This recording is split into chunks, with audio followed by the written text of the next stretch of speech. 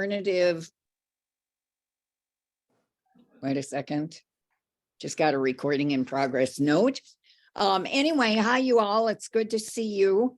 The power of local politics. Somebody said, Tip O'Neill, who was a Democrat, said all politics is local when he was a legitimate Speaker of the House.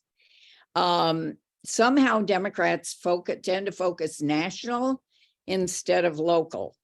It's more important now than ever before that we focus on local politics. Hence, we are talking about this event is going to be the power of local politics. We're having two heavy hitters in Mark Brewer and Kathy Halbrough, most of whom you know. It will be April 1st from 10 till 2.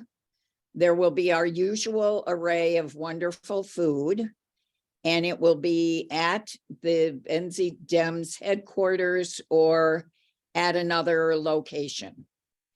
And probably the Mills Community House. So, because we will need to expand the more people that come.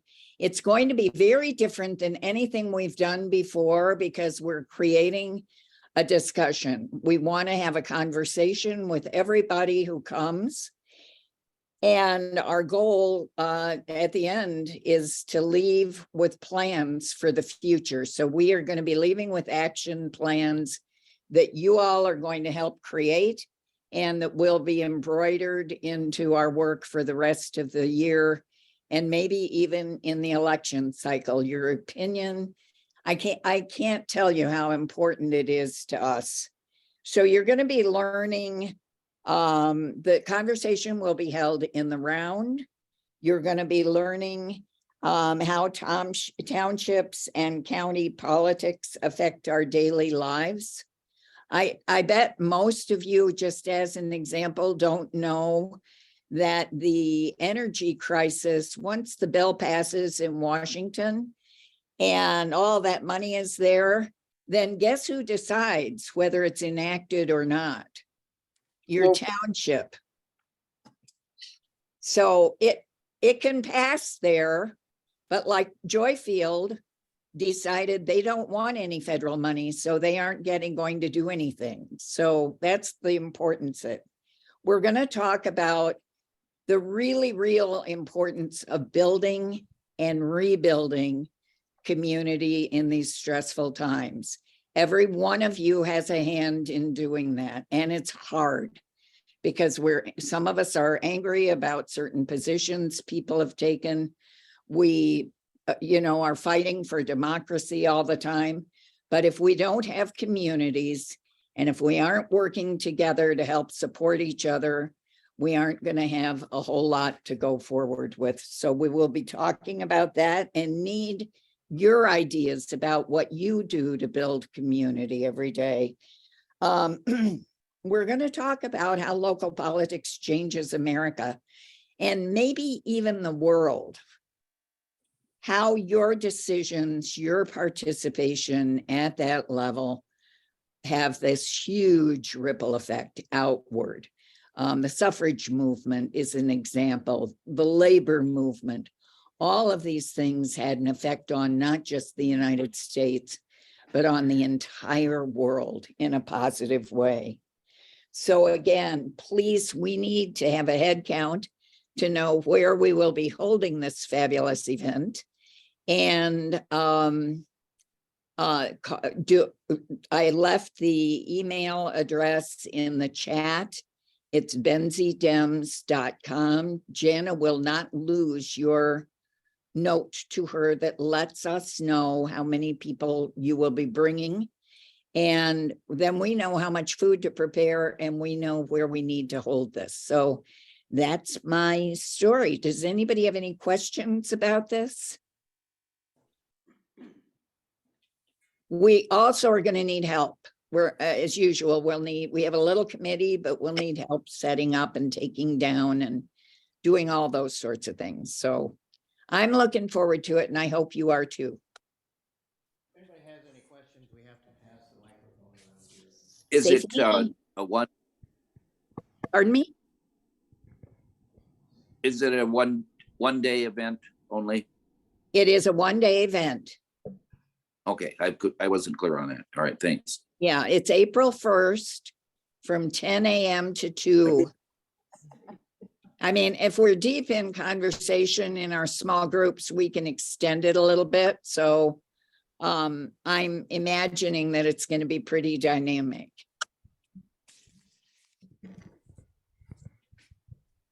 The other thing is we will be hearing from our elected officials. We do have some township supervisors. We have one commissioner. Their feedback to us is very important about what it is they're actually doing. Do you know? I mean, most of us go and pay our taxes and leave, and that's the end. Okay, Right. thank you, Mary. Unless people have any questions, I'm not seeing any in the room. Please put them in the chat and we can get those questions to Mary. Oh, okay. Wait.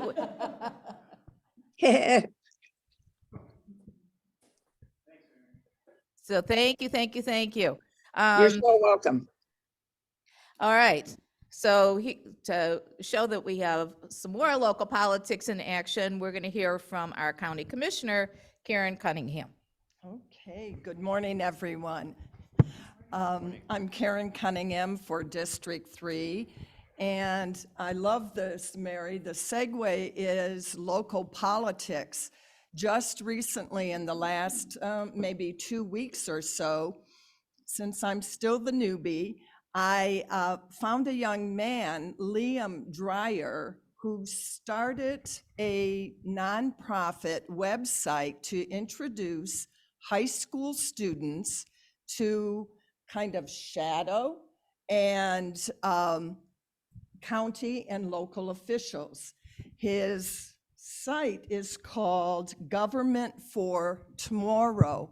He's been invited to speak to, and already has spoken to, the Michigan House of Representatives, but he is starting to build tomorrow.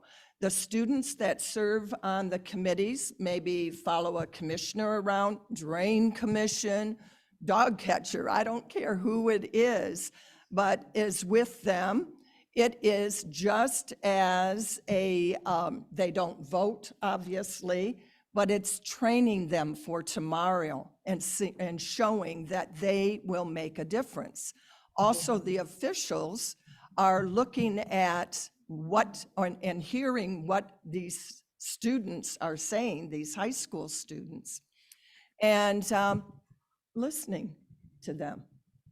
They're listening to the young people that are saying these are issues, you know, maybe a different generation or whatever, but starting that thought process, and I applaud him. I've shared that information with Frankfurt, Alberta School Board, gave them the links. I reached out to the chair and vice chair, whom are Commissioners Nye is the vice and Roloffs is the chair. And my email to them said, if appropriate, share this with, because I don't know all the protocols yet. I said, if appropriate, share this with Katie Zeitz, who is our person, you know, our administrator for the county. Well, that did get shared. It wasn't said where it came from or anything, but they think it's a great idea. And so Katie did interview him, and I might suggest that Mary get a hold of him and see if he can show up for our 1 April event, because that would be very good. So I introduced that. I've been going, I'm officially on 12 different committees. 2 of them are multi-county, which is really wonderful. I noticed when I came in as commissioner that the multi-county responsibilities were basically taken care of by one commissioner, one voice reflecting all that information back to us. So again, I follow, you know, being a veteran, I follow protocol and I go to my immediate, heads, which are the chair and the vice chair. And I mentioned that, and lo and behold, things started to change. I got 2 of the committees. I am on environmental regulatory committee, which covers, I think, a dozen different counties are involved in that. And then I'm in one that is 33 counties, and it's a brainstorming for affecting legislation. And that one I took from Art Janat. So he wasn't real pleased with that, but he's pleased that I'm there. And actually, we've all been working really well together. So the ones that I'm working, Jim and Jenna told me keep it local, but it just was a segue with Liam. I just had to share that information for government for tomorrow. I'm working on the Kinship Coalition. It's not in an official capacity as far as getting recognized for it or whatever, but it advocates for children who are living with other than their parents, because it was a detrimental life situation where they were, their home. And there's 54,000 plus students that are living in this condition in our state. So we're looking to connect with that locally. I've reached out to the school and health department, different committees that I'm on, and I said, if we can somehow get stats on how it's connected to the opioids, maybe why that money is still available, and we still have money available from ARPA.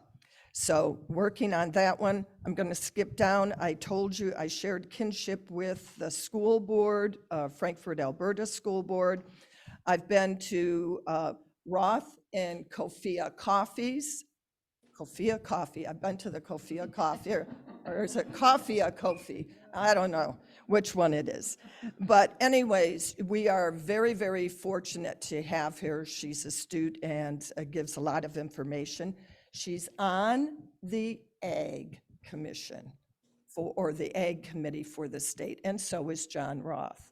So I'm working sustainable ag for our county.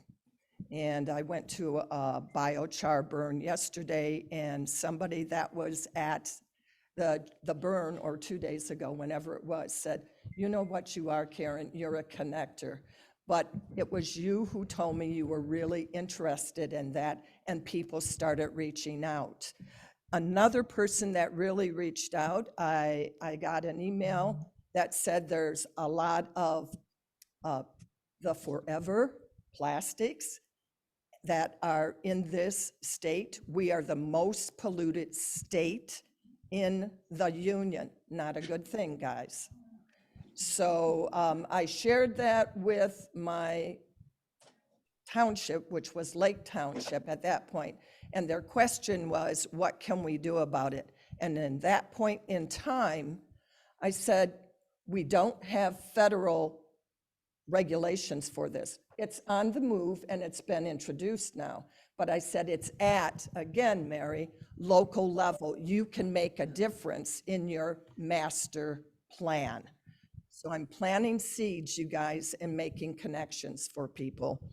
I'm also reaching out when I notice people in the multi-counties are on the various committees I am for the multi-counties.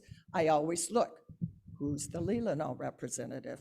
Who's the Grand Traverse? And I contact them and reach out to them. And so we got meetings going for that now and connecting. I read the paper and I learn about our new recycle person, Northern Michigan disposal. Guess what? I call him, I read an article, he shows up an hour later. So sometimes I do say, Commissioner Cunningham, it seems to work better for leveraging people and getting them interested. I will be interviewed for the paper on Thursday from Colin Mary, and he usually does interviews over the phone. I said, no, we need to be out and we need to be at a business local doing this. We'll be at Bella's. So I know there's regulars there. But anyway, so he's doing that. The BOC Board of Commissioners approved, and I'm not mentioning all of them, but Point Betsy Preservation just got $250,000 of the ARPA funds. They are an icon of this community, and we own the property, but they do everything else, and they're always in the black. So they did get money there. 30% of the ARPA funding for Benzie County broadband expansion has been, allocated. It's well over $1 million. Local news, the Betsy Hosick Health and Fitness Center is up for sale. They believe that is being filed. A letter of intent is going to be presented to the board, and it will remain, this is their intention, it will remain a health center and maybe even more. So we'll see what happens there. And focus on local. That's all I'm going to say unless you have questions. But please, thank you. These are my notes that I give to the township. I include them in my packet beforehand, the Board of Commission, so they are there for you to read, send questions to me, send it to my private or my website through the county. Great. Thank you. I know Thank- that was long. There's a chat Oh. message. Oh, Jana, you may ask. read a chat question, and there was one here. Right.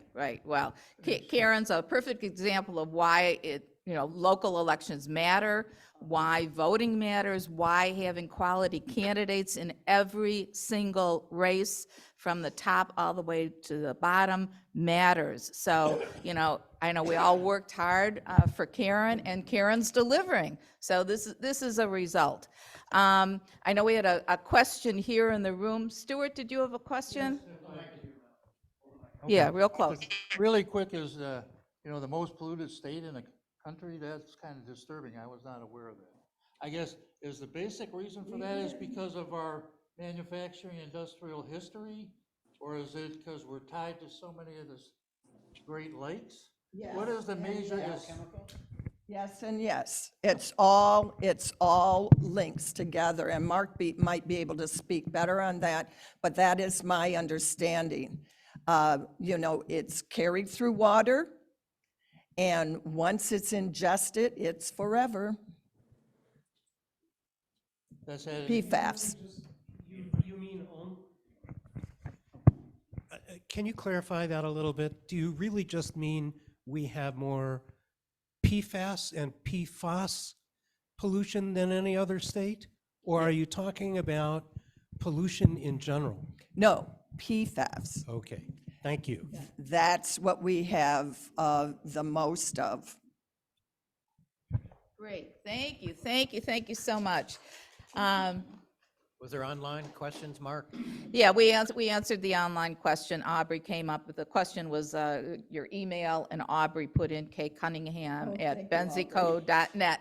No, Aubrey's on the job. We're just going to make a little deviation from the agenda to let Megan Bernard mention something, because she's got to do something that's near and dear to my heart, is helping with a science Olympiad. So, all you have to do is mention science and you can jump up to the beginning of the line. So you found that and dark chocolate, my two weaknesses. So Megan, go ahead. Hi, everybody. It's so good to see everybody. I can't wait to be there in person when Science Olympiad isn't happening. And Jason said hello to everyone as well. We are just wanting everyone to remember that this is the weekend of the high school musical at Benzie Central. I heard last night from people, I'm in back doing costuming, so I'm not out front watching it, but everybody said it was the best one Benzie's done yet. Singing in the Rain, tonight at 7:00 and Sunday at 2. Tickets are $15 or $5 for seniors. And Piper and her friends are doing a great job in that. So if you want to see where she went after OM, that's where she went, musicals. Great, So thank you, I Megan. hope to see you there. Thank you. Megan, and good luck. Take care. All right. Bye. So next on our agenda is a data projects update from Chris, and I will pass the microphone to her. Jana, as you're doing that, this is Bill. Can I just give a word to some of our folks online? As was mentioned as we began, a really helpful thing for us with you guys being in small boxes, folks online, if you bring your cursor to the box that has the folks up front, you'll see a little hand there, and there's 3 dots in the right-hand corner. If you click on those 3 dots and then go down to pin, it will enlarge that picture for you while someone's speaking up front or in the room. And then when you need to go back to the gallery picture, once you've done that, if you right click on the picture that's enlarged and click remove pin, you'll go back to the gallery. So bring your cursor to the picture, click on the 3 dots, hit pin, that will enlarge it. If you go, and when it's large, if you bring your cursor back on, right click, remove pin, will take you back to the gallery. Thanks. Can I Thank also you for that interrupt you tech for a tip. second? Hang on. If you go to the upper right-hand corner of the screen where it says view, you can change the view from speaker to gallery. If you put it on speaker, then anytime somebody is speaking, they become bigger on the screen. Yeah, that does work as well. It tends to get kind of jumpy if there's a lot of people talking, but yeah, that works as well. Thank you. All right, by the next time we do this, we're just going to be smooth sailing. Smooth sailing. We'll know all the tricks and tips. Real quick update on a couple of initiatives that came out of the January retreat. One is an oldie but a goodie that's being intensified, and one is a new initiative, the Welcome Wagon. There's a group that is getting information from about people, new move-ins, folks who have moved into Benzie County in the last couple years or have moved within Benzie County within the last couple of years. And again, in our effort to connect better with our community members and our neighbors, we will be contacting them and just letting them know about what we do, finding out what their interests are. We'll be starting with folks that are likely to be strong or leaning Democrats. And in order to do that, we will be comparing, we have a list of about 775 names. Isn't that amazing? That kind of movement within the county in the last couple of years. But we will be trying to match those up with the voter activation network, the VAN, the database that the Michigan Department of Michigan Democratic Party does.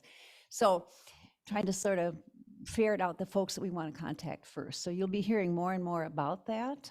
Mary Roebling and the precinct delegate team will be sort of helping with that too, as they are right now in the middle of what you see as a second thing on your agenda, a list of strong Dems.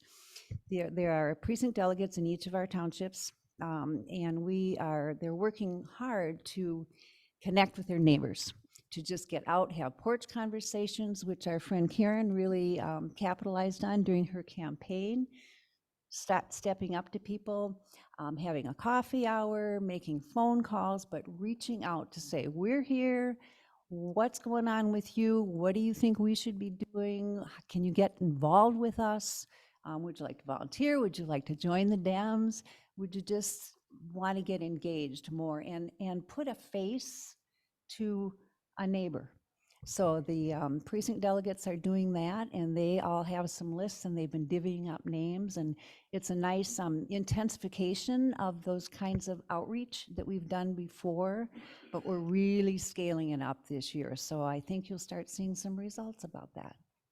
Thanks. Great. Thank you, Chris. Anybody have any questions for Chris about any of the amazing things that she's doing to make sure that we are, as Karen said, connected to the people who are going out doing the work and with those who we are trying to get into office? I have one request of everybody on Zoom and everybody in this room and all your friends and neighbors. As you talk with people, friends, family, and as the precinct delegates get out there, the only way we can keep accurate data on these databases is if we continually update it. So if you If a precinct delegate has a list of people and you see somebody missing, Barry and I had a conversation yesterday about that, we'll go in and find them and get more information. If you have a new email or you know someone who does, or a new phone number, any of that stuff, get it to me, chris.kitzman@gmail.com, or get it to the Benzie Dems email somehow, but we need to keep that updated. So please help. It's the only way we can stay fresh.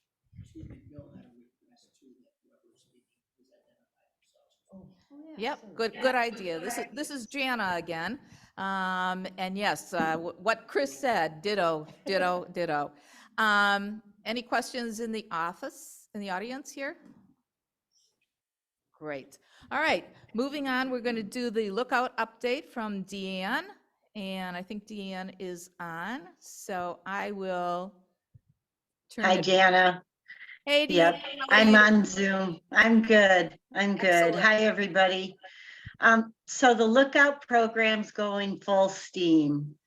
We have, in Benzie County, we have 12 townships, and we also have the county commissioner meetings that we report on every month, twice a month for the county commissioner. And I'm happy to report that we now have lookouts for all the townships except Blaine, Colfax, and Weldon. And I want to give a big shout out to the new people that are lookouts.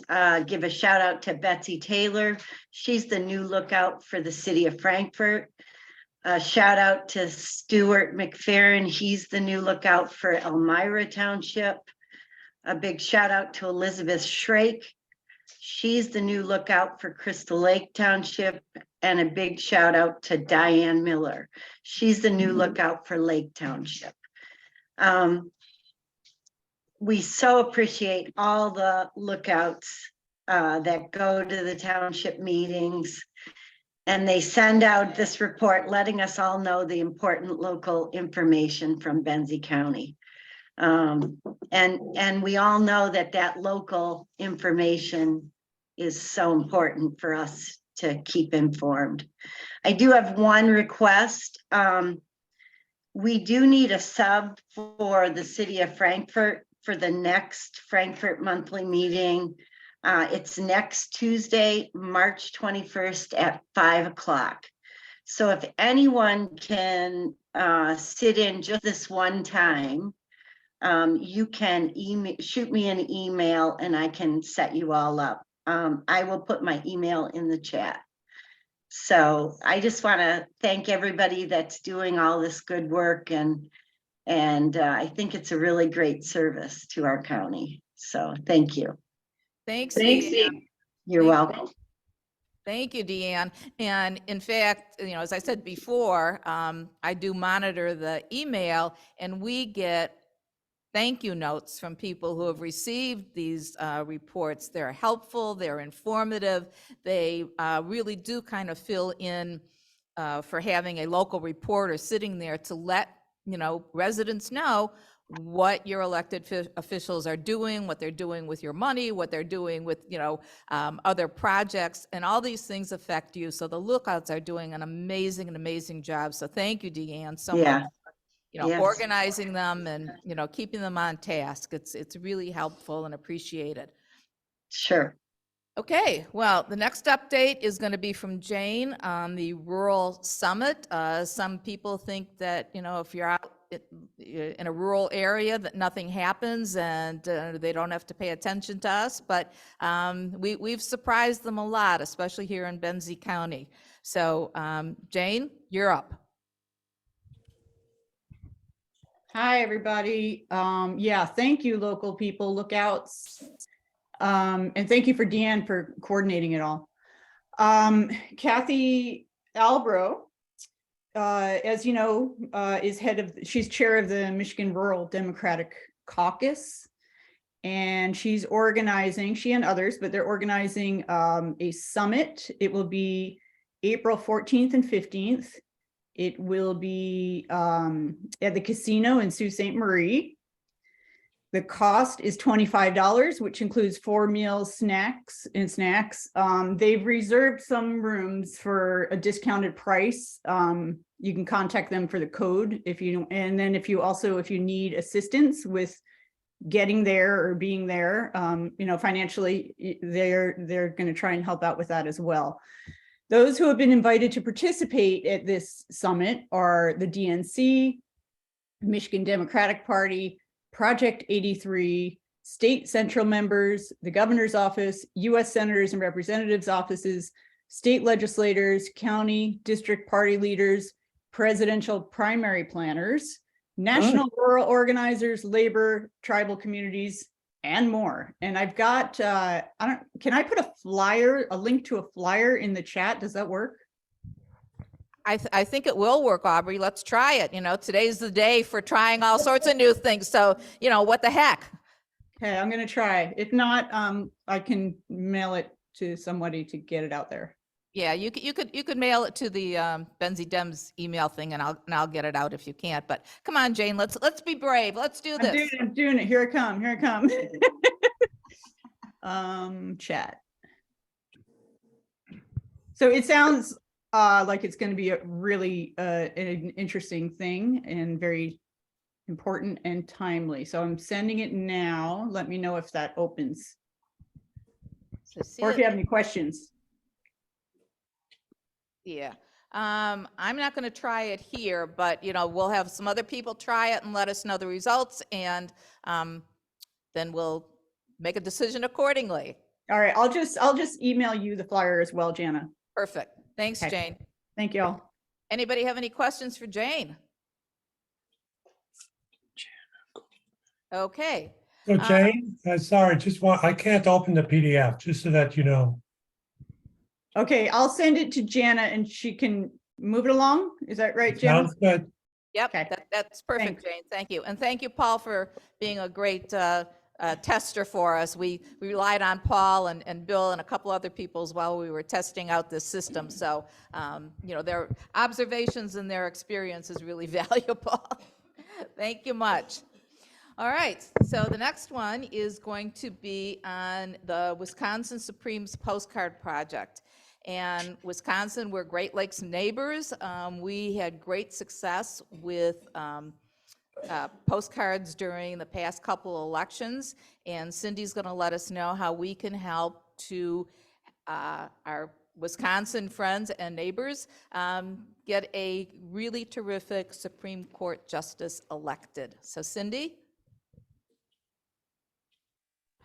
Hi. Good morning. I had actually taken myself off the agenda, but no one saw it. But since I'm on the agenda, the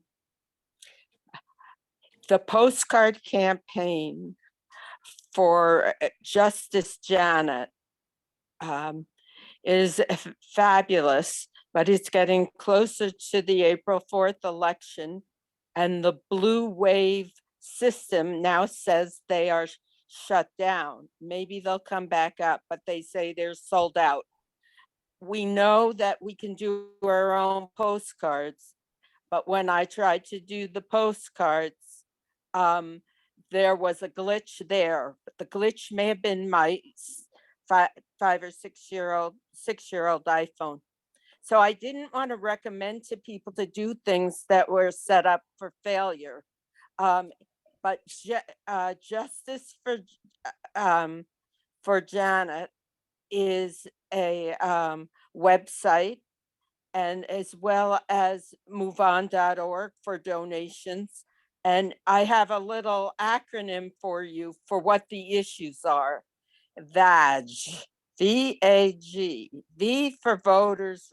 These are the issues that are in the forefront, that are behind why we are so intent to support this in the context of so many states moving to the right in their legislatures and their Supreme Court and all their court systems. So V is for voting rights, A is for abortion rights, and G is against gerrymandering, otherwise known as redistricting. Just as an easy way to remember the themes that she is running on. Thank you. Thank you, Oh, Cynthia. sorry, one more thing. I am putting information up in the discussion, the Benzie Dems discussion. But people, not everyone reads that, and they can email me or look it up. Thank you. Thank you, Cindy, and thanks for reminding people that even if one way of communicating or getting messages out is no longer being used, there are many, many other ways too. So thanks for this. We do have a person who is a District 1 candidate, Callie Barr, I'm sorry, Callie, who's running against or wants to run against Jack Bergman. So let's give her, she's on Zoom, so let's give her a few minutes to introduce herself to us. So Callie, go ahead. Thank you so much, and thank you for letting me join you briefly this morning. Yes, my name is Callie Barr, and I'm planning on running for Congress for Michigan's 1st District. I grew up in this area, Traverse City and Sheboygan, graduated from Sheboygan, and that's also where I met my husband. We got married right out of high school, and he enlisted in the Marine Corps. I spent, the next 15 years as a military spouse. I worked very hard to get my degree as a high school English teacher. And my husband served in Iraq and Afghanistan, and through that experience, he really struggled with post-traumatic stress and traumatic brain injury. And so I started to spend a lot of time advocating not only for him, but for military families who are dealing with lifelong trauma. And it was through that work that I really felt like I needed to be credentialed in order to continue my advocacy. So I went to law school, and this was at the time with my baby and my toddler. I like to say I kept Mott's fruit snacks and Goldfish totally in business for 3 years as I did law school and took care of my kids. I graduated in 2019, worked at a law firm, and also helped try to bring free legal services to veterans. My girls are now 12 and 8. I think as a military family, veteran family, we know deeply the cost of democracy. We're very invested in its future. I'm happy to come back at another time and take questions and talk to you further about my story and my passion for this race. I know we have a very important and special guest coming up, so I'll keep it very brief, but just wanted to say hi and introduce myself. Thank you very much. Thanks, Callie. Yeah, good on you for running, and yes, we hope to see you again soon. So thank you so much. All right, any questions for Callie? All right, I think you could tell by the enthusiastic response that you've got a lot of encouragement to do this, so good for you. So last Saturday, the Grand New Party went to Royal Oak to protest a drag queen story hour at an independent bookstore. And they were outnumbered by about 100 to 1 by people who believe that hate won't win. The woman who led the charge for Love Over Hate is our guest today, the amazing Mallory McMorrow. So Mallory's State Senator Mallory McMorrow won her Michigan Senate seat in 2018. She won re-election last year and now represents Michigan's 8th Senate district, which includes parts of northwestern Detroit, where I grew up, and its Oakland County suburbs, where I lived. So she's currently Senate Majority Whip and strongly supports reproductive rights, empowering local communities, and making Michigan a business and family-friendly state. Before entering politics, she worked for more than a decade in product design, especially in the automotive industry. Senator McMorrow hit the ground running during her first term, winning policy changes ranging from ending Michigan's tampon tax to protecting domestic violence survivors through an address confidentiality program. She became an overnight sensation by responding forcefully and sincerely from the heart on the Senate floor to false, bigoted, homophobic attacks on her and her colleagues. She now resides in Royal Oak with her husband, Ray, their daughter, Noah, and their rescue dog, Detroit. Please join with me and welcome Senator McMorrow. Hi, everybody. My name shows up as Emily Eccleton, who is my political director, but don't be confused. It's actually Mallory, and I'm just so thrilled to be with all of you. Callie, so great to hear that you're running. That's so exciting. And this is the first step. You know, I was somebody, I ran for office for the first time ever in 2018 by Googling how to run for office. And a lot of it just started at my local Dem club and just continuing to show up and meet people and organize. So I'm so excited for you. Reach out if you want to chat. And what a lot of people don't know, especially those who got to know me, you know, in the wake of the speech that I gave last year, is that I flipped a Republican district when I ran for office for the first time. So I was running against Marty Nolenberg, who was the son of Joe Nolenberg. It was an R+5 district solely in Oakland County. When I filed to run for the first time, even, you know, our local Democratic leaders, when I told them what I was doing, said, that's cute. You're going to get destroyed, but don't worry, you can build your name recognition and run for city council next time. Clearly, that's not what happened. So we should run. We need to compete everywhere. And I'm so thrilled to be here. And first of all, want to take a moment.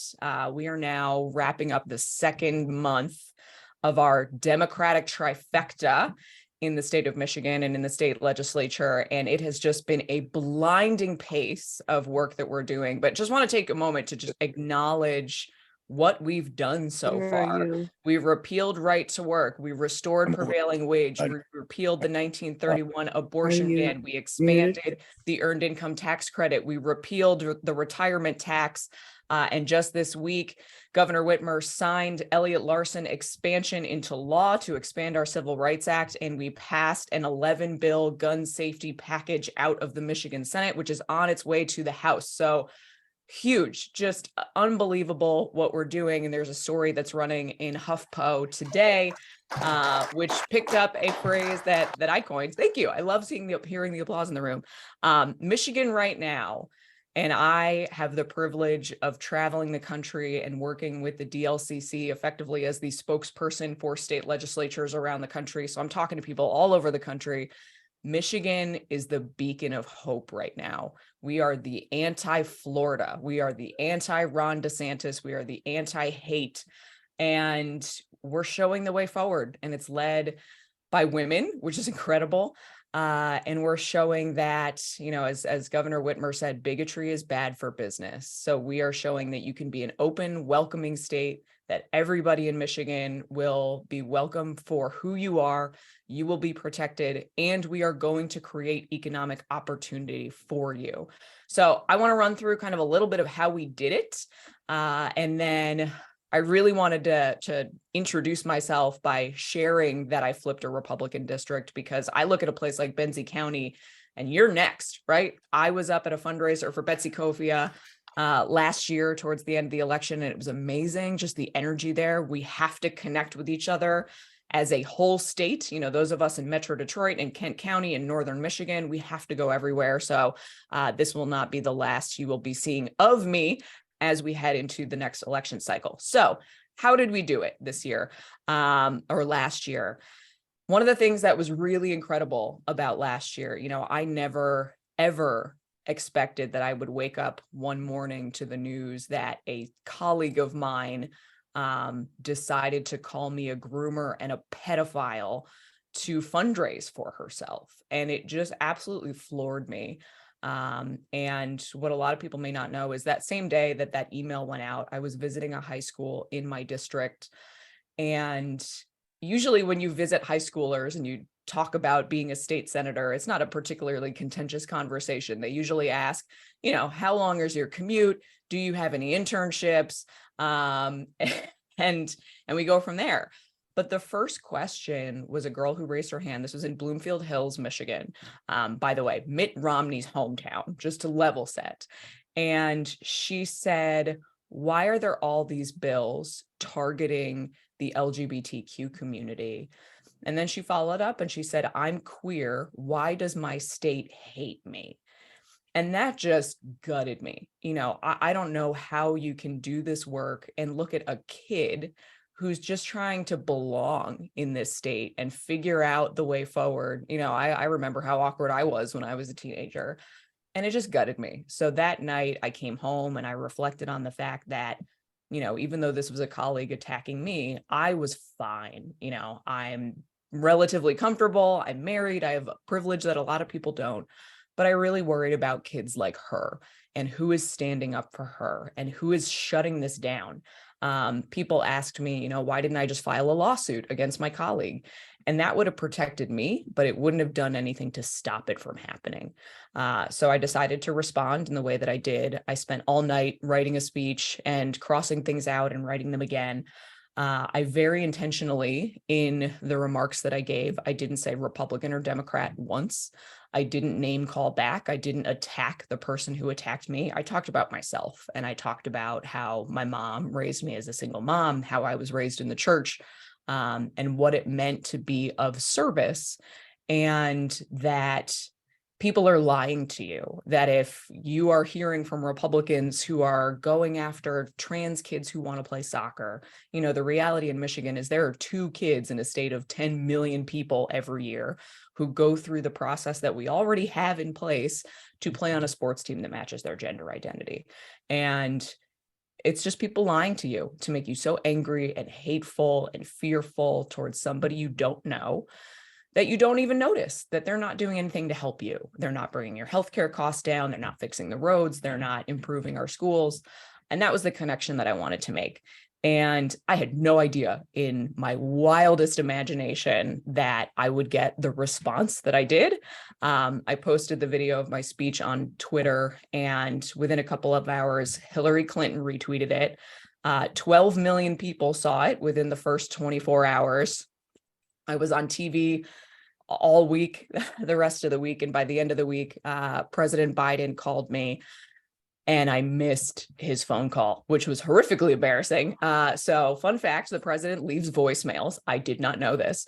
And he left a voicemail saying, "Hi, Mallory, this is Joe Biden, President Biden," as if I wouldn't know. So we ended up talking, and he and I had a really good conversation just about how he's been doing this a lot longer than I have. He told me he's been doing this for approximately 700 years. And he's never seen it this bad. And I think we really struck a nerve. And I recognized in the wake of all of the attention that all of a sudden I was given, that this could be 12 minutes of fame or 15 minutes of fame that I didn't ask for, or we could recognize that I was handed a microphone and a platform. And that's what we did. So I opened a PAC. I brought on Pete Buttigieg's presidential fundraiser, became my fundraiser. And over the course of the next year, we found out through public disclosure documents that the email attacking me raised $235. There are no zeros missing. That's the total amount of money. That's what it's worth to call somebody a pedophile, apparently. And I raised $2.5 million for the rest of the legislature. It was huge. So here's what we learned. And the goal was to flip the Michigan Senate for the first time in 40 years. And by the end of the night, on election night, we flipped the Senate, we flipped the House, we reelected the governor, we reelected the attorney general, we reelected our secretary of state, and by wide margins, which was amazing. It's been unbelievable. And what we learned is that we have to do it again. One of the things that I was telling supporters all around the state and all around the country is that thanks to redistricting, we had fair maps for the first time in my lifetime, but that wasn't enough. We still knew we needed to have great candidates. So we went all over the state. We recruited candidates who fit their districts really well. And now that I've become sort of the Democratic messaging guru, people ask me all the time, what is our one message? And I think the tricky reality for Democrats is there is not one message, but by having great candidates and having the financial resources that we did early, we were able to introduce our candidates to voters first, and we introduced them based on their bios. So up north in your area, Betsy Kofia, wonderful profile. She fits Northern Michigan. in a way that a lot of us from, down south here, we wouldn't, right? She's been organizing to make sure farm workers have licenses. She's been working on affordable housing. She's been working on affordable childcare. She makes sense for that district. We also had ads running early for Darren Camilleri, who flipped a district in blue collar downriver Detroit. We got as close as we legally could to playing a Journey song in his ads so that you could get Born and Raised in South Detroit stuck in your head. But his story is the story of downriver. He is the son of immigrants who met on the factory line at Ford. They're both UAW members. And he was the perfect fit for that district. So early money, great candidates. We got to introduce our candidates first, and we really leaned into their bios, who they are as people. Because at the end of the day, issues are important, but people vote based on your gut instinct. You vote for people you like. And that gave us the ability to totally blunt all of the Republican attacks, which were all about culture wars. Like, it was wild to me that even in the last days of the campaign, Tudor Dixon was out there with a swimmer who her biggest beef was that she tied for 5th with a trans swimmer, which, even if that swimmer wasn't allowed to compete, she still would have been 5th.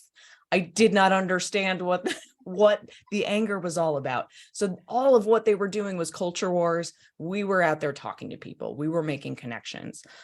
We were going everywhere, including places that people did not expect us to go, like Northern Michigan, like Macomb County. Macomb County has swung so far away from us so quickly, but we were out there every single day. And we now have 3 senators representing at least whole or part of Macomb County. So we're making gains. But going into the next cycle, what we've recognized already is that we have very slim majorities in both the state Senate and the state House. Joey Andrews is a new state rep from Western Michigan. He's got kind of the coastal district. He and his wife gave birth, and there was a procedural vote in the state House. It wasn't a consequential vote. It was just a vote to move a budget bill. And the Republicans blocked that vote. So they forced him to leave his wife 8 hours after she gave birth to a child to come to Lansing to vote. So that just makes me more fired up than ever. We got to expand the majority in that House. We've got to get Betsy Kofia, 4 or 5 more colleagues so that we do not have these slim majorities. And unfortunately, this year, we don't have the benefit that we had last year of being a flippable chamber. So when I'm talking to donors, not in Michigan, but from around the country, national donors are looking for where can we flip?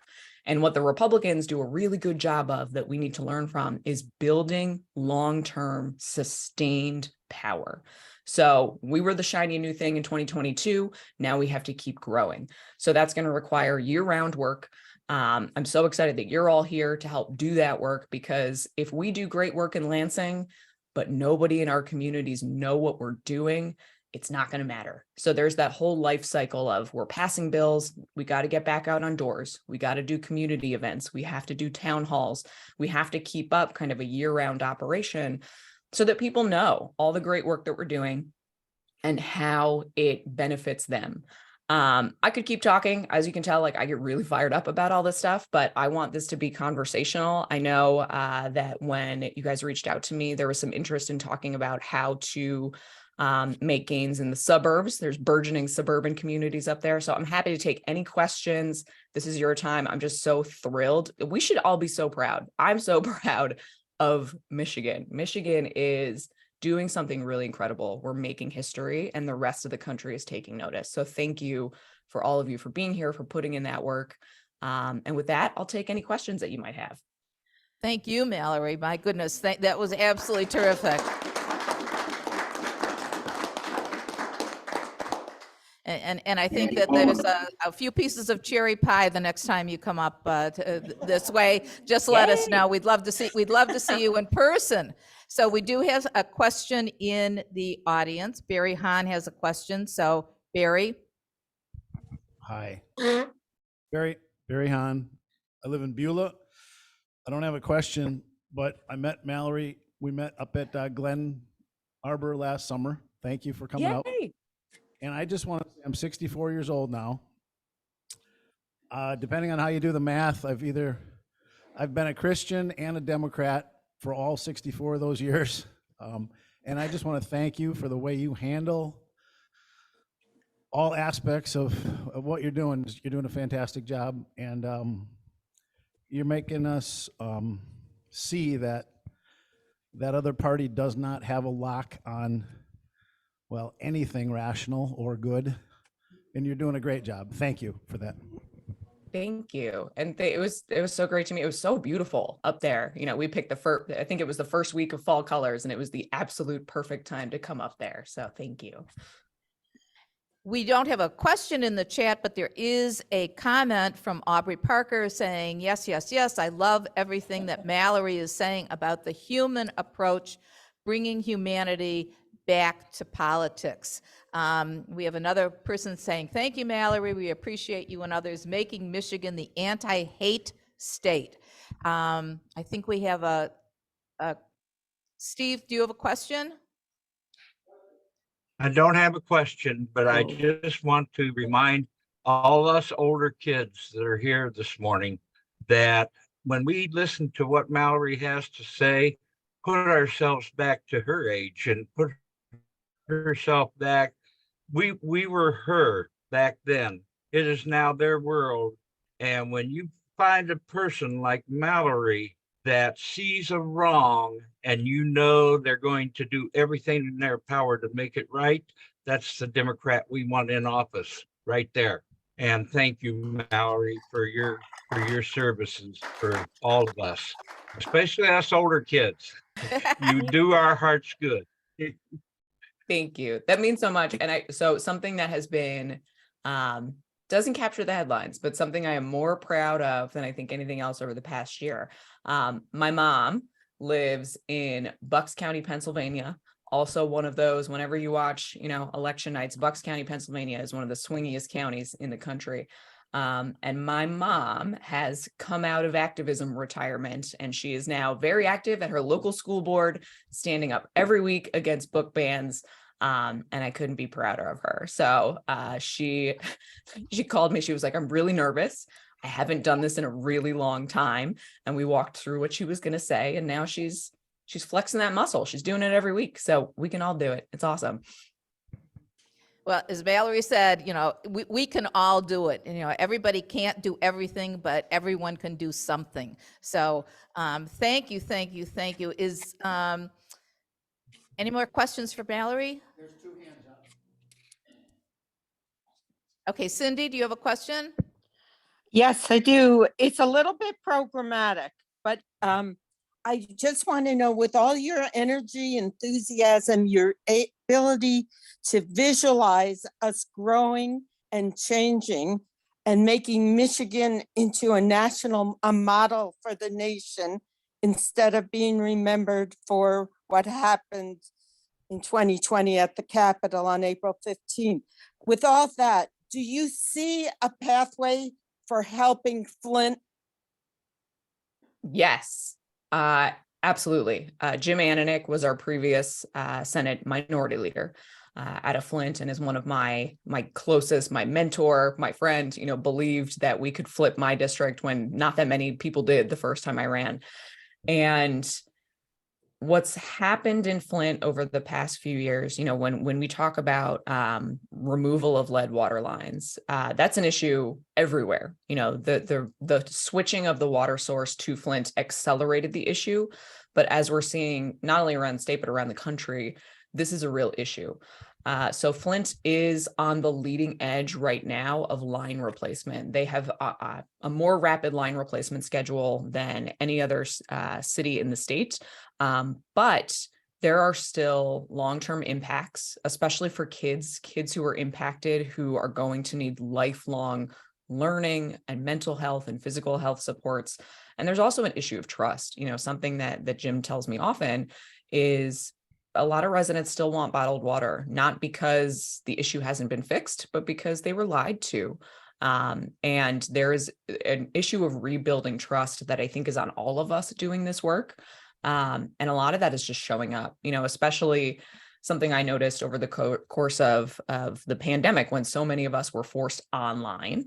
that creates silos. And having represented a very marginal district, I get calls every single week from an example. There's a woman in her 80s that lives in Birmingham who would call our office all the time. And you could tell she was watching Fox News, she was getting the Michigan GOP emails, and she fundamentally believes that computers in China changed her vote in Oakland County, that, teachers are grooming children, and whatever the fear-mongering thing is this week, she really believes it. And what is horrifying to me is recognizing that our opponents don't care.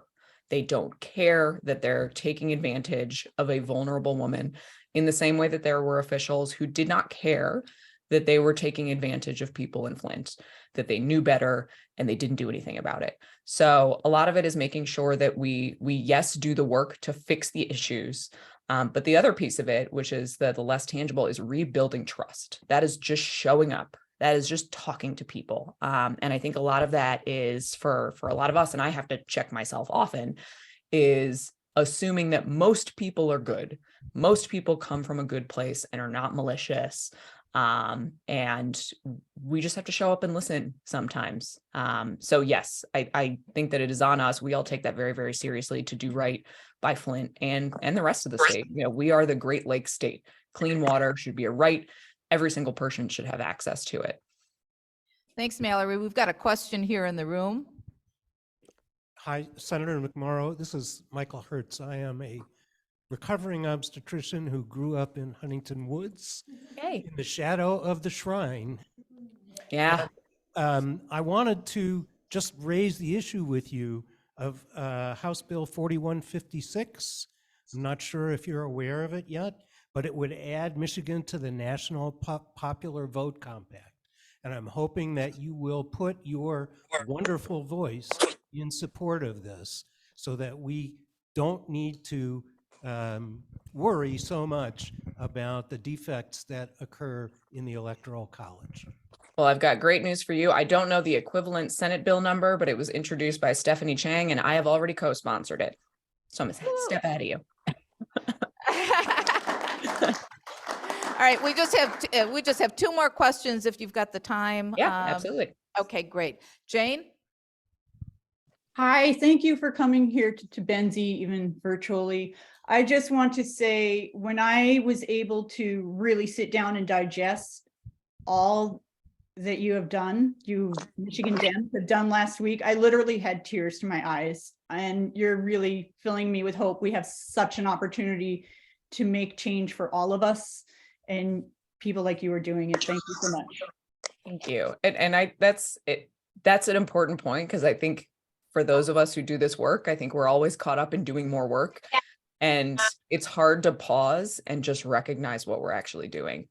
When we took the final vote in the Senate on Elliott Larson, we paused and we went to recess, and then we reconvened with Jeremy Moss presiding over the final vote. Jeremy Moss is our only openly gay state senator. He's been working on this issue his entire time in office. And it was just, I was overcome with emotion on the fact that this is going to make sure that he cannot get fired from his job just because of who he is, the same way I cannot get fired from my job just because of who he is. And we should all take a moment, pause, hopefully the warm weather will come back. It's almost spring in Michigan, and just reflect, because that's how we're going to keep going. It's a lot of work. Being a Democrat in Michigan is not always the easiest thing, but we're doing some really, really incredible things. And I really thank you for that comment. Thanks. And our final question is going to be from Aubrey. I know that there's another question in the chat, and what we'll do is put your questions in the chat and we'll get them to Senator McMorrow's office, because we're running out of time, and her time and our time. So Aubrey, for your final question. So as I said, the messaging is great, and the human approach and taking the high road, but also finding ways to respond to hypocrisy and call it out when it happens. I guess I'm just wondering, have you seen a shift in the Democratic messaging? As I'm a journalist and sort of a PR person, and so coming from that background, it's really sometimes difficult to see the messaging just get messed up on the Democrat side. And I know it's a lot easier to to go after something like, you know, to hate on something than to be positive for something. But I'm just wondering if you're seeing a shift in the candidates that the Dems are putting forward on the state level and also on the national level, but just also like in the messaging and being able to kind of hit back, but also hit back in a way that's not too erudite, that's like going to make it to the average Joe. I don't know. I just wonder if you can talk a little bit about that. Yeah, it's been very strange. I have had the speech that I gave and the moment that I gave it, it has been analyzed and dissected, and people are writing like thesis papers about it, which is just, I can't wrap my head around it. But I have seen, and some researchers have sort of marked that as a moment where things did change.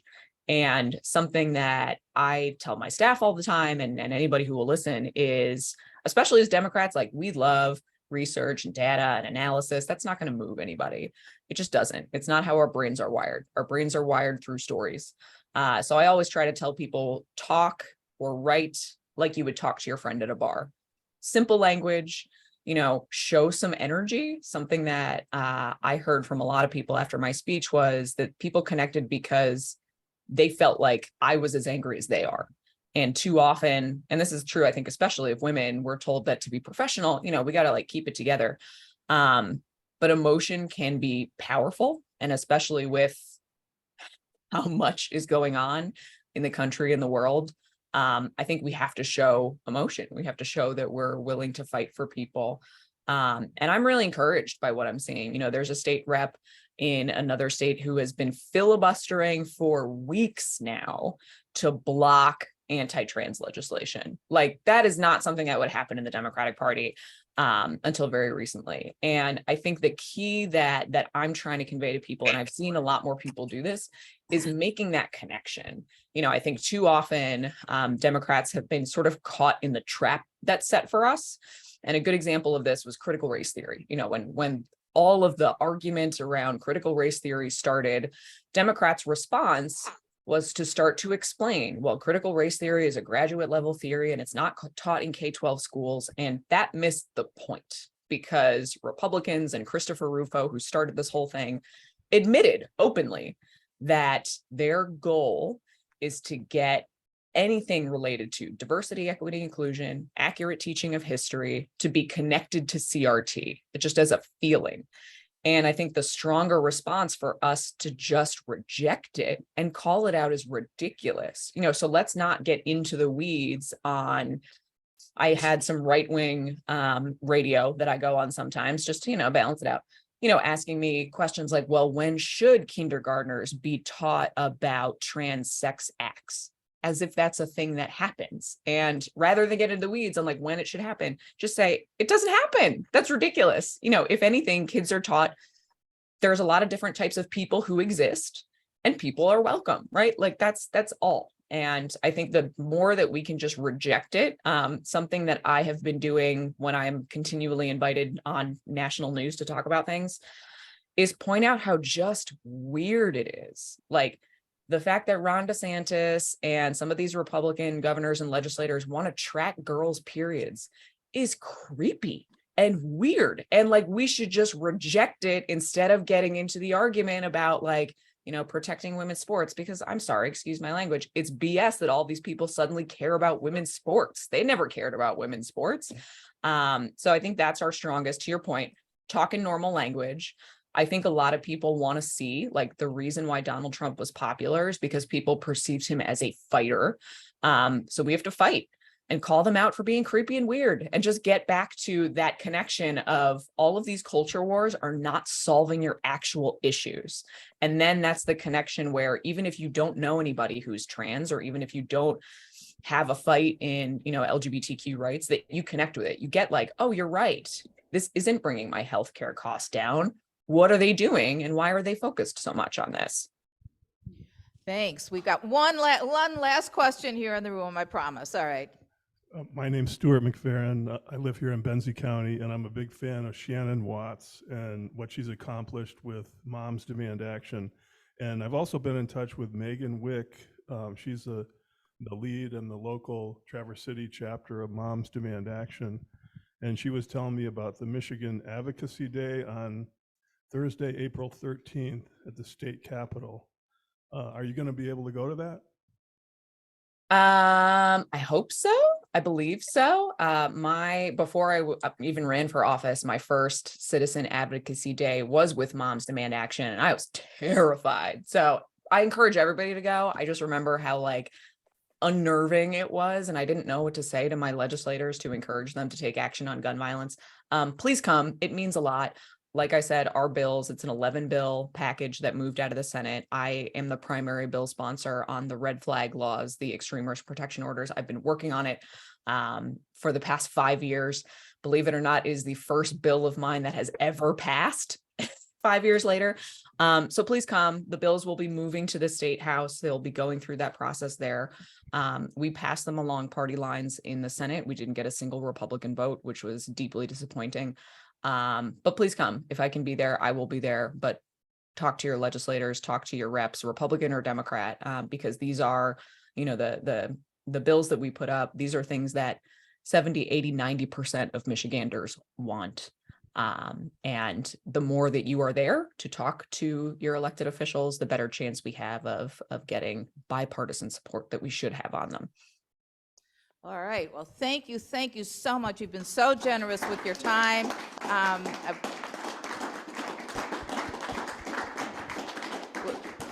We hope you'll come back again, either in person or on Zoom, because there's still questions coming in and people want to talk to you. But this has been an absolute delight. Thank you so much, Senator McMorrow. Absolutely. Have a wonderful, wonderful day. Thank Stay you, well. everybody. Stay well. All right. So any Q&As in the room or on the Zoom? We're only 20 minutes over the limit. So, I'm getting demerits for running the meeting here, but she was fabulous, and we asked really good questions, and she was just great. So I'm really glad that everybody stuck with us and asked some very important questions and got some good answers. Anything else for the good of the? All right. Seeing none, adjourn. Thank you all. I love you. I love you. I love you. I'd just like to add that Jana Goldman did a fantastic job hosting this meeting today. And let's get a shout out. Jana. Thank you, Jana. Thank you all. Stay well.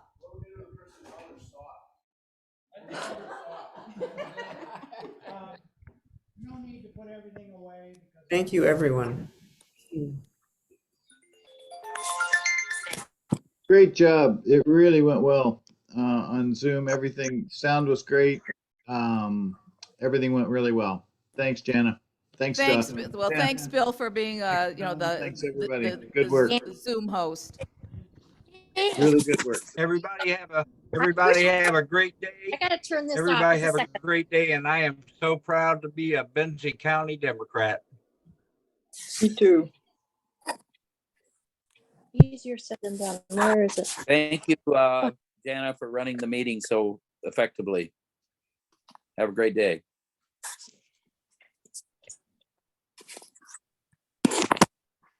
Yeah.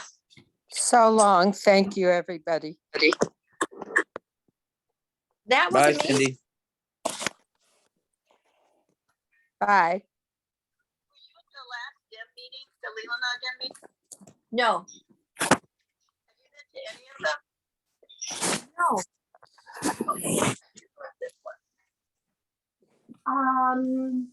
McMorrow. I have been following her, and yeah, I got an email. I usually get something from Aubrey Parker, so she usually sends me. I have been to the Benzie ones before, but it's not. But so, what is your question?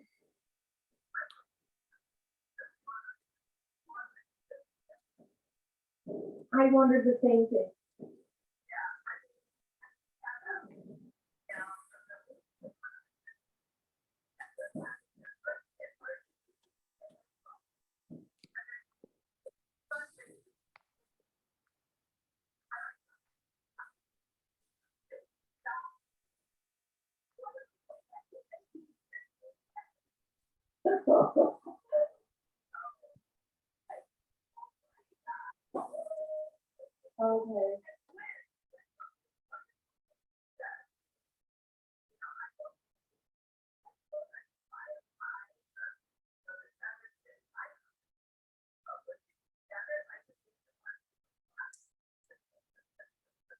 Yeah.